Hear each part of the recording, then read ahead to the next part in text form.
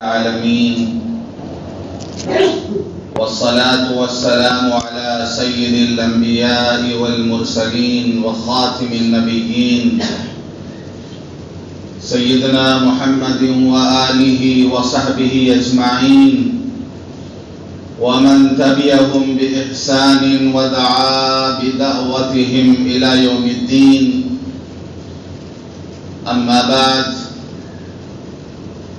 قال الله سبحانه وتعالى في القرآن المجيد والفرقان الحميد: أعوذ بالله من الشيطان الرجيم، بسم الله الرحمن الرحيم. قل يا أيها الكافرون لا أعبد ما تعبدون ولا أنتم عابدون ما أعبد ولا أنا عابد ما عبدتم ولا أنتم عابدون ما أعبد لكم دينكم ولي دين. صدق الله العظيم. اللهم صل على محمد وعلى آل محمد وعلى آله وأصحابه أجمعين. محترم بزرگوں، دوستوں اور دینی بھائیوں، ابھی میں نے آپ حضرات کے سامنے سورہ کافرون کی تلاوت کی ہے. اس سورت کو سورہ کافرون اس لیے کہا جاتا ہے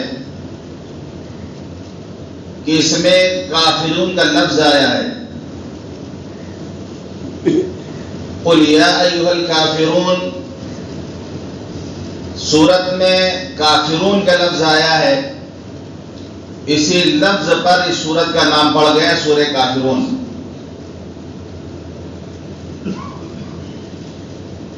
اس سورت کی بہت بڑی فضیلت ہے. مختلف احادیث میں اس کی فضیلتیں بیان کی گئی ہیں.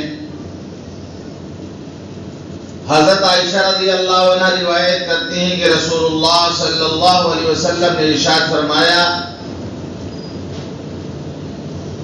کہ فجر کی سنت میں سب سے بہترین پڑھنے کی سورت سورہ کافرون اور سورہ اخلاص یعنی قل هو اللہ احد ہے. فجر کی جو سنت 2 رکعت پڑھی جاتی ہے، ان 2 رکعتوں میں آپ نے فرمایا سب سے بہترین سورت جو فجر کی سنت میں پڑھی جائے وہ سورہ کافرون اور سورہ اخلاص ہے. بعض صحابہ فرماتے ہیں کہ ہم نے رسول اللہ صلی اللہ علیہ وسلم کو فجر کی سنت میں اور مغرب کی نماز فرض نماز کے بعد جو سنت پڑھی جاتی ہے، ان 2 نمازوں میں ہم نے رسول اللہ صلی اللہ علیہ وسلم کو سورہ کافرون اور سورہ اخلاص پڑھتے ہوئے سنا. مغرب کی نماز کے بعد 2 رکعت جو سنت پڑھی جاتی ہے اس میں بھی سورہ کافرون اور سورہ اخلاص پڑھنا سنت ہے. اسی طرح مسلم شریف کی روایت ہے، حضرت جابر رضی اللہ عنہ فرماتے ہیں کہ طواف کے بعد جو واجب الطواف 2 رکعت نماز پڑھی جاتی ہے اس میں حضور پاک صلی اللہ علیہ وسلم نے سورہ کافرون اور سورہ اخلاص کی تلاوت کی. تو واجب الطواف جو پڑھی جاتی ہے 2 رکعت طواف کے بعد، اس میں بھی پہلی رکعت میں سورہ کافرون، دوسری رکعت میں قل هو اللہ احد پڑھنا سنت ہے. وتر کی نماز میں 3 رکعت ہوتی ہے. پہلی رکعت میں سبح اسم ربک الاعلی الذی خلق فسوی، دوسری رکعت میں قل یا کافرون، تیسری رکعت میں قل هو اللہ احد پڑھنا سنت ہے. اس سے اندازہ لگایا جا سکتا ہے کہ سورہ کافرون اللہ کے رسول صلی اللہ علیہ وسلم کی سورت پسند تھی اور آپ مختلف نمازوں میں اس کو پڑھا کرتے تھے. بعض صحابہ نے پوچھا اللہ کے رسول کوئی ایسی دعا بتا دیجئے جو ہم رات میں سونے سے پہلے پڑھ کر سوئیں. تو آپ نے فرمایا قل یا ایھا الکافرون پڑھ لیا کرو، اس لیے کہ اس صورت میں شرک سے برات ہے۔ رسول اللہ صلی اللہ علیہ وسلم کا خود کا معمول بھی تھا کہ آپ سونے سے پہلے سورہ قل یا الکافرون، سورہ فلق، سورہ ناس، اس سورتوں کو پڑھ کر کے آپ سوتے تھے۔ حضرت زبیر بن مطعم رضی اللہ عنہ فرماتے ہیں کہ ایک مرتبہ رسول اللہ صلی اللہ علیہ وسلم نے مجھ سے پوچھا، کیا تم یہ پسند کرتے ہو کہ جب تم سفر پر روانہ ہو، سفر سے مراد تجارتی سفر، تو تمہاری حالت تمہارے ساتھیوں سے بہتر ہو جائے، تم زیادہ مال کما لو، زیادہ خوشحال ہو جاؤ؟ حضرت زبیر بن مطعم رضی اللہ عنہ فرمایا، جی اللہ کے رسول، ہم چاہتے ہیں ہم خوشحال ہو جائیں۔ تو آپ نے فرمایا، قرآن کی یہ آخری 5 صورتیں پڑھا کرو، بسم اللہ سے شروع کرو، بسم اللہ سے ختم کرو۔ قل یا الکافرون، اذا جاء نصر اللہ، قل هو اللہ احد، قل اعوذ برب الفلق، قل اعوذ برب الناس۔ فرمایا ان 5 صورتوں کو پڑھا کرو، بسم اللہ سے شروع کرو، بسم اللہ سے ختم کرو۔ حضرت زبیر بن مطعم کہتے ہیں کہ میری حالت اچھی نہیں تھی، جب رسول اللہ صلی اللہ علیہ وسلم نے یہ نسخہ بتایا، میں نے اس کو پڑھنا شروع کیا تو میری حالت یہ ہو گئی کہ میں پیسے والا ہو گیا، مالدار ہو گیا، اور میرے حالات اچھے ہو گئے، میں سفر میں جاتا تو اپنے ساتھیوں سے زیادہ اچھی حالت میں ہوتا۔ علماء نے لکھا ہے کہ آزمودہ نسخہ ہے، جن لوگوں نے اس کو اپنایا ان کو فائدہ پہنچا، جو تاجر لوگ ہیں، جو دکاندار لوگ ہیں، جو بزنس مین ہیں، جو کاروبار کو لے کے پریشان رہتے ہیں، یہ نبوی نسخہ ان کو مفت میں بتایا جا رہا ہے۔ عمل کر کے دیکھیں اس پر آپ، جو لوگ پریشان ہیں، بسم اللہ سے شروع کریں، قل یا الکافرون، اذا جاء نصر اللہ، قل هو اللہ احد، قل اعوذ بالفلق، قل اعوذ بالناس۔ یہ 5 صورتوں کا اہتمام سے تلاوت کریں، پڑھیں اس کو، انشاءاللہ اس کے پڑھنے سے برکت ہوگی۔ حدیث پاک میں آتا ہے، آپ نے فرمایا قل یا ایھا الکافرون کے بارے میں آپ نے فرمایا یہ 1/4 قرآن کے برابر ہے، اور قل هو اللہ احد کے بارے میں فرمایا یہ 1/3 قرآن کے برابر ہے۔ یعنی اگر کوئی 3 مرتبہ قل هو اللہ احد پڑھ لے تو اس کو پورا قرآن پڑھنے کا ثواب ملے گا، کوئی 4 مرتبہ قل یا الکافرون پڑھ لے تو اس کو پورا قرآن پڑھنے کا ثواب ملے گا۔ 1/4 قرآن کے برابر ہے، 4 مرتبہ اس سورت کو پڑھ لے تو اس کو ثواب ملے گا پورے قرآن پڑھنے کا۔ پورا قرآن پڑھنے کی الگ فضیلت ہے۔ بعض انعامات ایسے ہیں کہ مختصر عمل میں ثواب زیادہ مل جاتا ہے، عمل مختصر ہوتا ہے، ثواب زیادہ مل جاتا ہے، یہ انعام ہے اللہ کی طرف سے۔ ورنہ قرآن مجید مکمل پڑھنے کی جو الگ فضیلت ہے، تلاوت کی الگ فضیلت ہے، تو قل یا الکافرون کو 1/4 قرآن کے برابر کہا گیا۔ حضرت علی رضی اللہ عنہ فرماتے ایک مرتبہ رسول اللہ صلی اللہ علیہ وسلم نماز پڑھ رہے تھے، نماز میں آپ کو بچھو نے کاٹ لیا۔ نماز کے بعد آپ نے لعنت بھیجی بچھو پر، لعن اللہ الاقرب، اللہ کی لعنت ہو بچھو پر، یہ نمازی غیر نمازی کسی کو نہیں دیکھتا، سب کو کاٹ کھاتا ہے۔ نمازی ہو غیر نمازی ہو، بچھو کاٹ دیتا سب کو۔ نماز کی حالت میں آپ کو اس نے کاٹ دیا۔ پھر آپ نے نمک اور پانی منگایا، اور جہاں پہ بچھو نے کاٹا تھا اس پر نمک اور پانی ڈال رہے تھے، آپ علاج کر رہے تھے، اور سورہ کافرون، قل اعوذ برب الفلق، اور سورہ ناس، قل اعوذ برب الناس پڑھ رہے تھے آپ۔ تو اس طریقے سے آپ بچھو کے کاٹنے کا علاج کر رہے تھے۔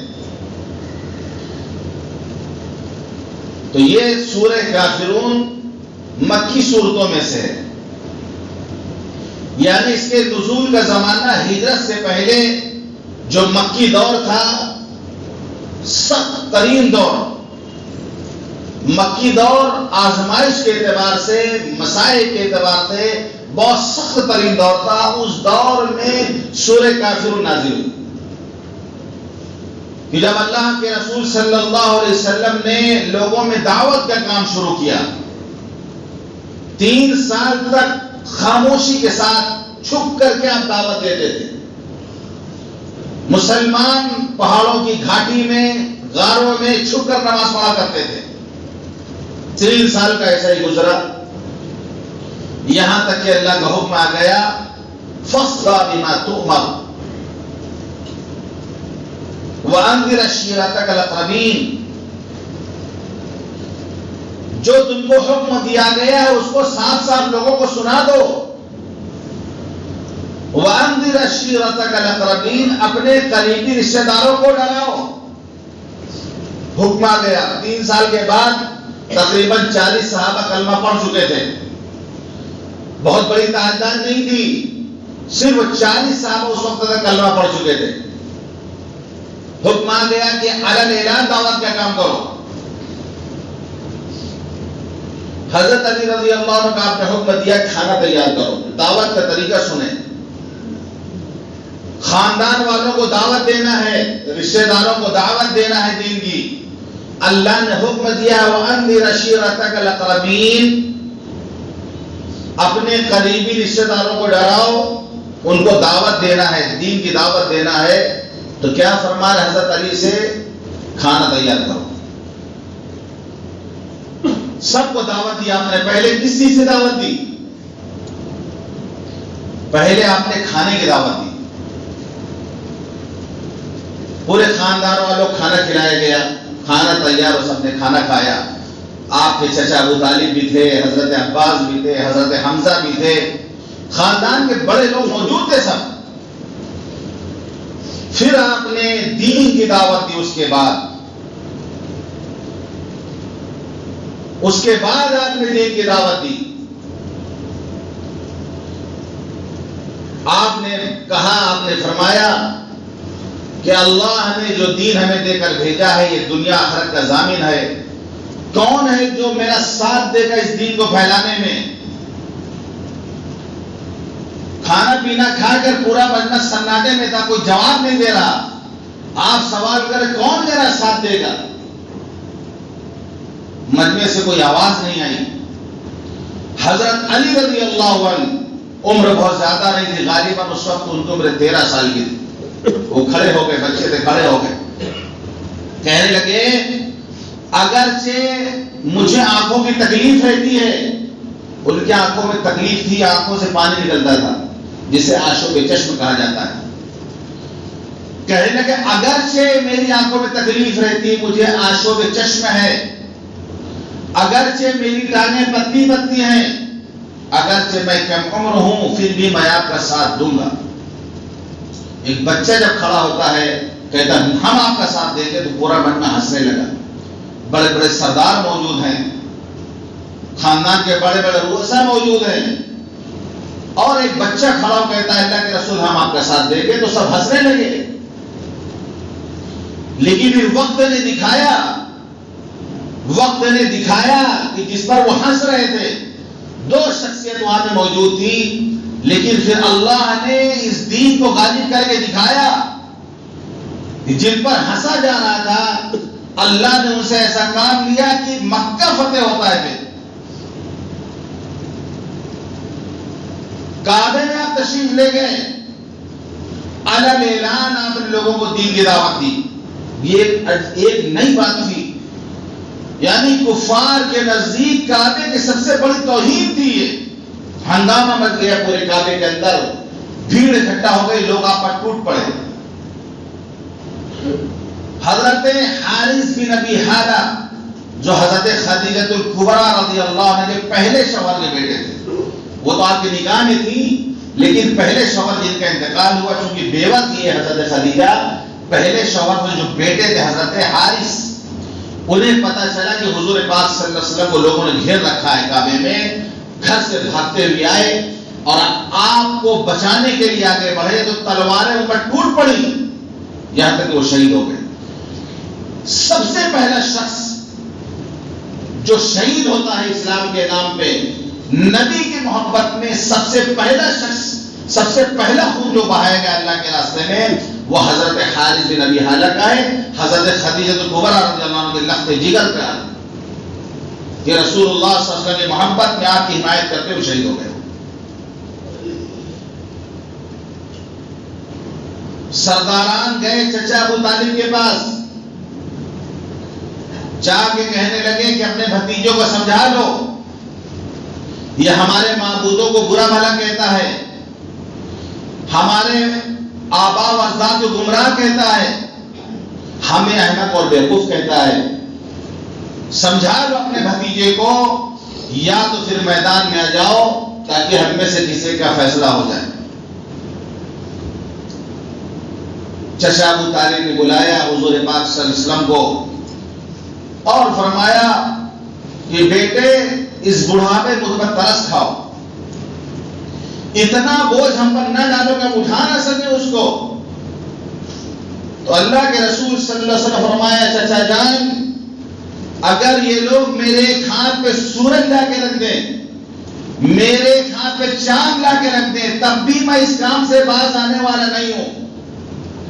یا تو اللہ اس دین کو غالب کرے گا یا ہم خود قربان ہو جائیں گے اس راستے میں۔ جب بھتیجے کی کا یہ حوصلہ دیکھا چچا نے، جب باتیں سنی تو ان کا دل نرم ہو گیا، اور ابو طالب نے جاؤ بیٹے جاؤ، جاؤ جو کرنا ہے کرو، تمہارا کوئی بال بیکار نہیں کر سکتا۔ ساتھ دیا ابو طالب نے حضور پاک صلی اللہ علیہ وسلم۔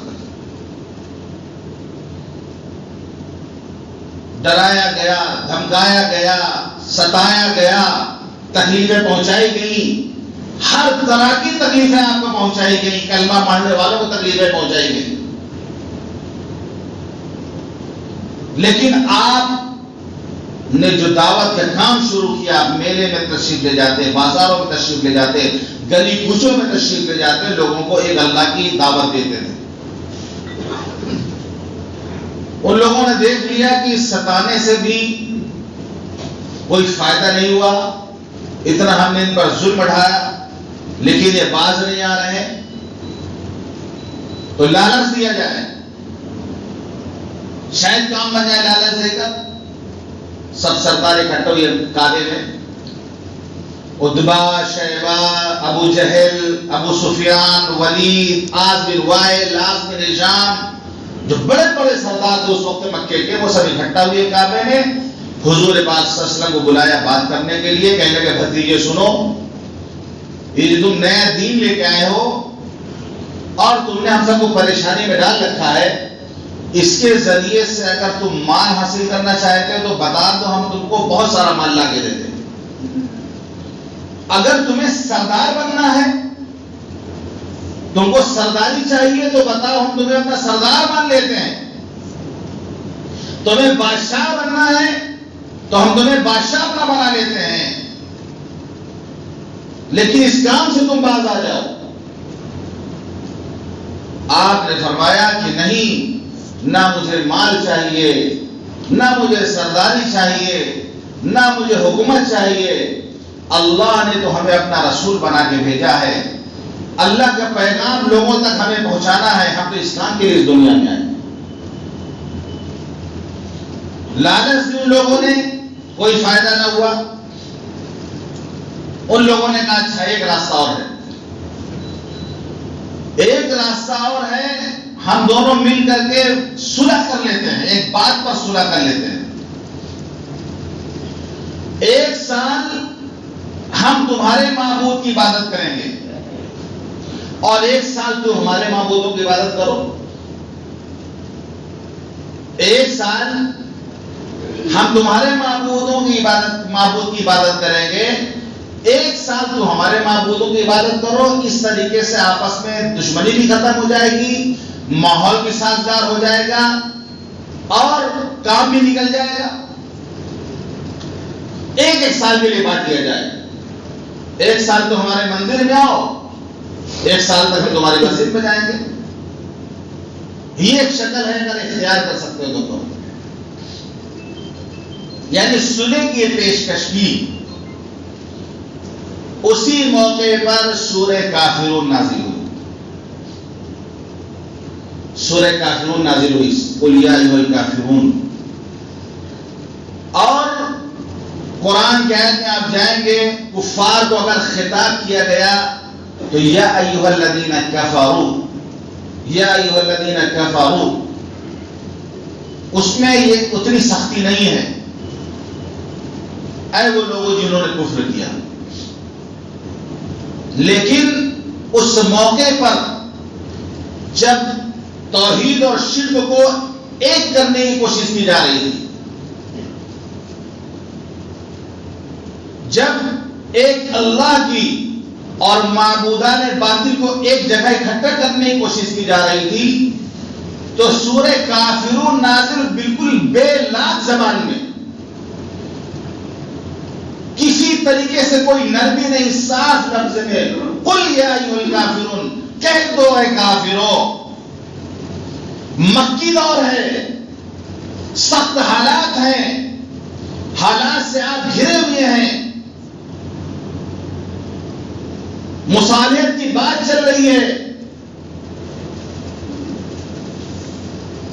جو کلمہ پڑھتے تھے ان پر مصیبت کے پہاڑ توڑے جا رہے تھے، بڑے سخت حالات تھے. لیکن اللہ نے اپنے نبی سے کہہ دیا تھا، قل اے نبی آپ کہہ دیجئے، یا ایھا الناس اے لوگو، ان کنتم فی شک من دینی، اگر تم شک کرتے ہو میرے دین کے بارے میں، اگر تمہیں تردد ہے میرے یقین کے بارے میں، تو سنو. سارا مکہ ایک طرف، سارے چودھری ایک طرف، سارے سردار ایک طرف، ساری دولت ایک طرف، ساری طاقت ایک طرف، ساری قوت ایک طرف، میں تنہا ہوں، میں یتیم ہوں، میں یتیم دنیا میں پیدا ہوا، میں تنہا ہوں. لیکن سنو علی اعلان میں کہتا ہوں، لا اعبد الذین تعبدون من دون اللہ، میں اس کی ہرگز عبادت نہیں کرتا، میں اس کی ہرگز عبادت نہیں کر سکتا جس کی تم عبادت کرتے ہو اللہ کو چھوڑ کر. لا اعبد ما تعبدون، میں ہرگز عبادت نہیں کروں گا اس کی جس کی تم عبادت کرتے ہو. ولکن اعبد الذی یتوفاکم، میں تو اس کی عبادت کرتا ہوں جو تمہیں موت دے گا، جس کے بعد تمہیں دوبارہ زندہ ہو کر جانا ہے. اس ذات کی میں عبادت کرتا ہوں جو تمہیں موت دے گا. اس طریقے سے اعلی اعلان آپ نے لوگوں کے سامنے کہا. جب سورہ کافرون نازل ہوئی، کعبے میں آپ نے اس کی بلند آواز سے جا کے تلاوت کی، بلند آواز سے جا کے کعبے میں تلاوت کی. قل یا ایھا الکافرون، کہہ دو اے کافرو، اے منکرو، لا اعبد ما تعبدون، میں عبادت نہیں کرتا اس کی جس کی تم عبادت کرتے ہو. ولا انتم عابدون ما اعبد، نہ ہی تم عبادت کرتے ہو اس کی جس کی میں عبادت کرتا ہوں. لا اعبد ما تعبدون ولا انتم عابدون ما اعبد ولا انا عابد ما عبدتم، اور نہ میں عبادت کروں گا اس کی جس کی تم عبادت کر چکے. ولا انتم عابدون ما اعبد، اور نہ ہی تم عبادت کرو گے اس کی جس کی میں عبادت کرتا ہوں. یعنی نہ حال میں نہ مستقبل میں، ڈبل جو آیا ہے، ڈبل. لا اعبد ما تعبدون ولا انتم عابدون ما اعبد، یہ دو الگ. ولا انا عابد ما عبدتم ولا انتم عابدون ما اعبد، یہ الگ. یعنی دو لفظ آیا حال کے لیے، پریزنٹ جو ٹینس ہے، موجودہ جو زمانہ ہے، اس کے لیے دو لفظ آیا ہے کہ میں نہ ابھی عبادت کروں گا، نہ آنے والے وقت میں عبادت کروں گا. نہ تم ابھی ہمارے رب کی عبادت کرتے ہو، نہ آنے والے وقت میں اگر تم کلمہ نہیں پڑھو گے تم عبادت نہیں کرو گے. لکم دینکم ولی دین، تمہارا دن تمہارے لیے ہے، میرا دن میرے لیے. تمہیں تمہارا بدلہ ملے گا، مجھے میرا بدلہ ملے گا. کعبے میں بلند آواز سے جا کے آپ نے اس سورت کو تلاوت کی، ان کی مصالحت کو آپ نے ٹھکرا دیا. ایسا نہیں کہ آپ نے صلح نہیں کی، مدینہ تشریف لے گئے، آپ نے یہود سے صلح کی کہ ہم آپس میں جنگ نہیں کریں گے، ہم آپس میں ساتھ مل کر رہیں گے، کوئی باہر سے اگر ہم پر حملہ کرے گا تو مل کر اس کا مقابلہ کریں گے. جہاں صلح ہو سکتی ہے وہاں آپ نے صلح کی. کفار سے صلح حدیبیہ کیا آپ نے، صلح حدیبیہ سیرت کتابوں میں صلح کی آپ نے، حدیبیہ کی صلح ہوئی. یہود سے آپ نے مدینے میں صلح کی، لیکن وہ صلح جس میں حلال کو حرام کیا جا رہا ہو، حرام کو حلال کیا جا رہا ہو، یہ صلح جائز نہیں. کفار سے دنیاوی معاملات میں صلح ہو سکتی ہے، مصیبت حالات آ جائے ان کی مدد کی جا سکتی ہے، لیکن دین کے معاملے میں، عبادت کے معاملے میں صلح نہیں کی جا سکتی. مکی دور میں سخت حالات میں صورت اللہ نے نازل کر کے قیامت تک آنے والے ایک ایک امتی کو یہ سبق دے دیا کہ کفار سے ایمان اور عقیدے کے بارے میں کبھی رسوا نہیں ہو سکتا۔ لکم دینکم ولی دین، تمہارا دین تمہارے لیے، ہمارا دین ہمارے لیے ہے۔ تم جو کرو گے اس کا بدلہ تمہیں ملے گا، ہم جو کریں گے ہم کو بدلہ ملے گا۔ اللہ فرمایا ولا ترکنوا الی الذین ظلموا فتمسکم النار، تمہارا دل کا جھکاؤ ان لوگوں کی طرف نہ ہونا چاہیے۔ بات کرنا تو بہت دور کی بات ہے، آنکھوں سے دیکھنا تو بہت دور کی بات ہے۔ ولا ترکنوا الی الذین ظلموا، جن لوگوں نے اپنی جانوں پر ظلم کیا ہے ان کی طرف تمہارا دل کا جھکاؤ بھی نہیں ہونا چاہیے کہ ان کی کسی چیز کو دیکھ کے لعنت پیدا ہو جائے، رشک پیدا ہو جائے اور اچھا لگنے لگے تمہیں، ان کی تم تعریف کرنے لگو، تمہارا دل کا رجحان بھی نہ ہو ان کی طرف جنہوں نے اپنی جانوں پر ظلم کیا ہے۔ ولا ترکنوا الی الذین ظلموا فتمسکم النار، ورنہ تمہیں جہنم کی آگ پکڑ لے گی۔ ذرا سا جھکاؤ ان کی طرف نہیں ہونا چاہیے کہ ان کی واہواہی کر دے، ان کا ساتھ ہم دے دیں۔ سختی سے منع کیا گیا ورنہ تمہیں آگ چھو لے گی۔ کاروبار، بزنس، تجارت ساتھ نہ ہو سکتی ہے۔ ملک میں میل محبت سے اپنے اپنے مذہب پہ عمل کرتے ہوئے ہم رہ سکتے ہیں، کوئی دقت نہیں۔ کوئی حالات آتے ہیں، کوئی مصیبت آ جاتی ہے، ایک دوسرے کے ہیلپ، ایک دوسرے کی مدد ہم کر سکتے ہیں، کوئی دقت نہیں۔ لیکن جو ہمارا عقیدہ ہے، جو ہمارا دین ہے، جو ہماری نماز ہے، جو ہمارا روزہ ہے، جو فرائض ہیں، اس میں کسی طریقے سے کمی یا صلح کی کوئی گنجائش نہیں۔ ہم اپنی اذانوں کے ساتھ، اپنی نمازوں کے ساتھ، اپنے فرائض کے ساتھ، عزت کے ساتھ اس ملک کے اندر ہم جیئیں گے اور جی رہے ہیں۔ اس کے بارے میں کوئی کمپرومائز نہیں، اس کے بارے میں کوئی صلح نہیں ہو سکتی۔ ایک ایمان والا، ایک مسلمان اللہ کے ساتھ شرک کا تصور بھی نہیں کر سکتا ہو۔ حضرت معاذ بن جبل رضی اللہ عنہ فرماتے ہیں کہ رسول اللہ صلی اللہ علیہ وسلم نے پوچھا یا معاذ اتدری ما حق اللہ علی العباد، معاذ کیا تم جانتے ہو کہ بندوں پر اللہ کا کیا حق ہے؟ حضرت معاذ نے کہا اللہ و رسول عالم، اللہ اور اس کا رسول زیادہ بہتر جانتے ہیں۔ آپ نے فرمایا یعبدوہ ولا یشرکوا بہ شیئا، کہ اللہ کی عبادت کرے اس کے ساتھ کسی کو شریک نہ کرے۔ یہ اللہ کا حق ہے بندوں پر کہ ایک اللہ کی عبادت کرے اس کے ساتھ کسی کو شریک نہ کرے، یہ اللہ کا حق ہے بندوں پر۔ پھر پوچھا معاذ بندے جب یہ حق ادا کرتے ہیں تو پھر بندوں کا حق اللہ پہ کیا ہے؟ حضرت معاذ نے کہا اللہ اور اس کا رسول زیادہ بہتر جانتے ہیں۔ آپ نے فرمایا اللہ یعذبہم، کہ پھر اللہ کو عذاب نہ دے۔ جب یہ اللہ کی عبادت کرے، اللہ کے ساتھ شرک نہ کرے، پھر ان کا بھی حق بنتا ہے کہ اللہ انہیں عذاب نہ دے۔ اللہ فرماتا ما یفعل اللہ بعذابکم ان شکرتم وآمنتم، اللہ کو تمہیں عذاب دے کے کیا مل جائے گا اگر تم شکر ادا کرو اور تم جو ہے ناشکری نہ کرو، کفر نہ کرو، ایمان والے بن جاؤ، اللہ کو تمہیں عذاب دے کے کیا مل جائے گا؟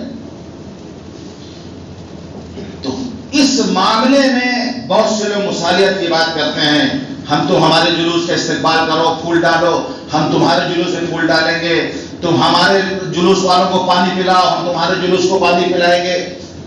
اس طریقے سے جو مصالحت کی بات کرتے ہیں عقیدے کو لے کر، عقیدے کو لے کر کے اگر کہیں عقیدے پر ضرب آ رہی ہے، عقیدے میں کچھ گڑبڑی آ رہی ہے، تو اسلام اس کی اجازت نہیں دیتا کہ آپ کسی سے اس بات پر راضی ہوں۔ اس بات پہ آپ راضی ہو کہ اپنے ایمان کا آپ کو سودا کرنا پڑے۔ وَلَن تَرْضَ عَنْكَ الْيَهُودُ وَلَا النَّصَارَىٰ حَتَّىٰ تَتَّبِعَ مِلَّتَهُمْ، آپ کتنی بھی تربیت کرتے چلے جائیں، اللہ نے کہہ دیا یہود و نصارہ راضی ہی نہیں ہو سکتے جب تک آپ ان کے مذہب کو اختیار نہ کر لیں۔ آپ ان کو کیا خوش کرنا چاہتے ہیں؟ یہ کر کے خوش ہو جائیں گے، لاؤ یہ کر کے اس سے خوش ہو جائیں گے، لاؤ یہ کر کے دیکھیں، خوش ہو ہی نہیں سکتے۔ وہ تو جب تک تمہیں اپنے مذہب میں نہ داخل کر لیں وہ خوش ہی نہیں ہو سکتے۔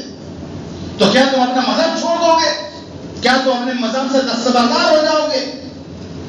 یہ مکی دور ہے، ہم جس ملک میں جی رہے ہیں یہاں مکی دور کا مطالعہ کرنا چاہیے کہ اس وقت رسول اللہ صلی اللہ علیہ وسلم نے جو لاہ عمل اپنایا وہ نمونہ ہے ہمارے لیے اس ملک ملک میں جینے کے لیے کہ مکی دور کو پڑھا جائے، جو مکی دور کی جو صورتیں ہیں جو نازل ہوئی اس پہ کیا پیغام دیا اس کو عام کیا جائے، ایک جذبہ پیدا ہو، ایک حوصلہ پیدا ہو، تو صاف لفظوں میں قیامت تک کے لیے کہہ دیا لکم دینکم ولی دین، دیکھو بھائی تمہارا مذہب تمہارے لیے ہے، تم اپنے مذہب پہ عمل کرو جو کرنا ہے، ولی دین ہمارے پاس ہمارا مذہب ہے، ہم اپنے مذہب پہ عمل کریں گے، آپ اپنا عمل کریے ہم اپنا کریں گے، مر کے دونوں کو اللہ کے پاس جانا ہے، تمہارے کیے کا بدلہ تم کو ملے گا، ہمارے کیے کا بدلہ ہم کو ملے گا۔ ابھی عقیدے کو لے کر بہت کمی آ رہی ہے، خاص طور سے نوجوان نسلوں میں، سوشل میڈیا کے دور میں نوجوان جو نسل ہے بہت سارے کمنٹ یہ پاس کرتے ہیں، آپ جائیں گے ویڈیوز میں ایسی ویڈیو ہے جہاں پر جو کمنٹ نہیں کرنا چاہیے، ایسی ویڈیو کی تعریف ان کو کرنے سے مطلب یہ کہ عقیدہ ہمارا مجروح ہوتا ہے، اس پر کمنٹ لوگ اس کی تعریف کر دے رہے ہیں، اس کو گڈ کہہ دے رہے ہیں، جو ایک خالص مذہبی چیز ہے، کسی دوسرے کی خالص مذہبی چیز ہے۔ ہمیں نماز پڑھنے سے منع کیا گیا کہ جس وقت سورج نکل رہا اس وقت نماز نہ پڑھو، جس وقت زوال کا وقت ہو نماز نہ پڑھو، سورج غروب ہو نماز نہ پڑھو، منع کر دیا کہ کیوں منع کیا گیا؟ کیونکہ اس وقت سورج کے پرستار سورج کی پوجا کرتے ہیں۔ نماز جیسی عبادت کو منع کر دیا گیا کہ ان کی مشابہت نہ ہونے پائے، نماز پڑھنے سے ہمیں روک دیا گیا۔ جو مذہب اتنا حساس ہو کہ نماز جیسی عبادت سے ہمیں روک دے کہ ان وقتوں میں نماز تم نہیں پڑھو گے کیونکہ اس میں دوسرے لوگ سورج کی پوجا کرتے ہیں، وہ مذہب ہمیں کیسی اجازت دے گا کہ ہم عقیدے کے معاملے میں نرمی پیدا کریں، دوسرے کے ہاں میں ہاں ملائیں، اس پر فخر محسوس کریں، فوٹو کھینچا کر ویڈیو بنا کر اس پر بہت فخر محسوس کریں؟ یہ سورج سنگ میل ہے، یہ سورج جو نازل مکی کے اس سخت دور میں کوئی چاپلوسی آپ نے نہیں کی، ان سے کسی طرح کی کوئی چاپلوسی نہیں کی، حالات بہت خراب تھے، بڑے مسائل تھے، آپ نے چاپلوسی سے کام نہیں لیا، آپ نے مداہنت اختیار نہیں کی، آپ نے نرمی اختیار نہیں کی، اور اللہ نے جو سورت نازل فرمائی بے باک ہو کر گیا، اس کو پڑھا اور سنایا گیا ان کے سامنے کہ سمجھوتا دین کے معاملے میں، عقیدے کے معاملے میں سمجھوتا نہیں ہو سکتا ہے، شرک سے بڑا کوئی ظلم نہیں ہے، ان الشرک لظلم عظیم، شرک بہت بڑا ظلم ہے، جب آدمی شرک کرتا ہے تو اپنی جان پہ ظلم کرتا ہے، تو شرک سے مصالحت ہو ہی نہیں سکتی، نہ کل نہ آئندہ نہ قیامت تک۔ یہ اس سورت کا خلاصہ ہے، سورہ کافرون کا خلاصہ ہے جو آپ کے سامنے پیش کیا گیا۔ اللہ تعالی ہم سب کو کہنے اور سننے کا عمل کرنے کی توفیق عطا فرمائے۔